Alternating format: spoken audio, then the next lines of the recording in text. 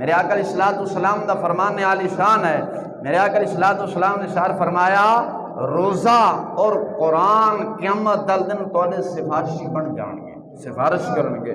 قرآن رمضان آئے گا، روزہ آئے گا، آکھے گا مولا یہ بندہ مینوں پڑھتا رہے، مولا انہیں مینوں رکھیا ہے، دن نو میں اس بندے نو کھان پین تو ہر شے تو رک گیا ہے، تے رک گیا ہے تے انہیں میری گل منی تو سونیا میری سفارش یہ حق دے اندر قبول فرما.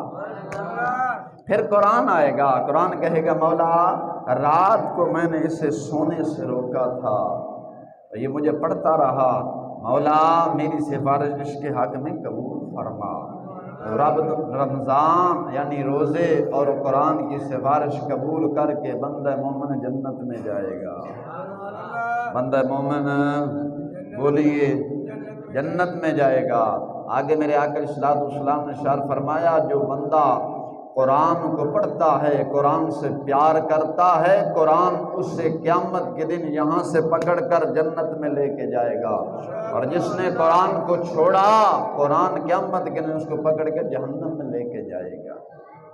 تو جو ہے اس لیے یہ قرآن کا اعجاز ہے. اگر آپ قرآن سے پیار کریں گے قرآن تمہارے ساتھ پیار کرے گا، اگر آپ قرآن کو چھوڑ دیں گے تو قرآن آپ کو چھوڑ دے